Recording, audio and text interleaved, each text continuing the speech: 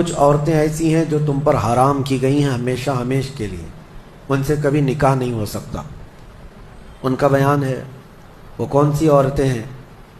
اللہ تعالیٰ فرماتا ہے حرمت علیکم امہاتکم و بناتکم و اخواتکم و عماتکم و خالاتکم، یہاں تک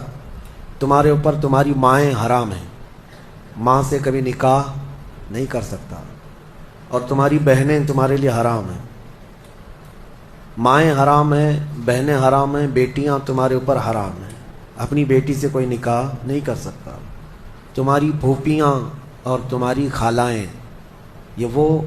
جو ابد الآباد ہمیشہ ہمیش کے لیے تم پر حرام ہیں، ان کو محرم عورتیں کہا جاتا ہے، ان سے پردہ بھی نہیں ہے، باپ کا اپنی بیٹی سے نہیں ہے، بیٹے کا اپنی ماں سے نہیں ہے، اسی طرح بہن کا بھائی سے نہیں ہے، یہ محرم عورتیں ہیں جن سے نکاح کبھی نہیں ہو سکتا۔ اس کے علاوہ کچھ اور بھی ہیں، یہ 5 تو میں نے بتایا، ماں، بیٹی، بہن، پھوپھی اور خالہ، یہ 5 ہوئی۔ اب آگے رب تعالیٰ فرماتا وَأَخَوَاتُكُم مِّنَ الرَّضَاعَةِ، یعنی دودھ شریک بہن ہے، یعنی تمہارے ماں کا دودھ کوئی اور لڑکی پی ہے تو وہ تمہاری رضائی بہن ہو گئی،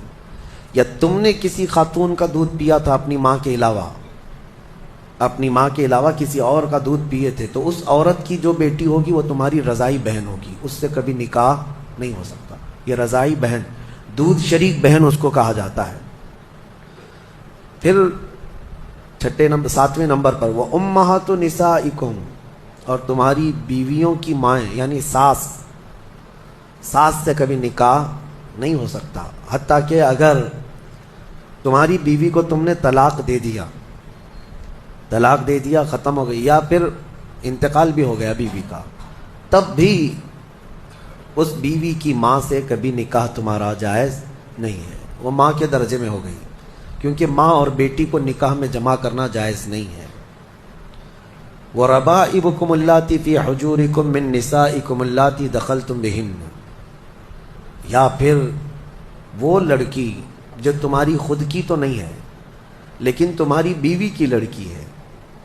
یعنی کسی اور شوہر سے ہوئی ہوگی، اس لڑکی کے ساتھ نکاح بھی تمہارا کبھی جائز نہیں ہوگا۔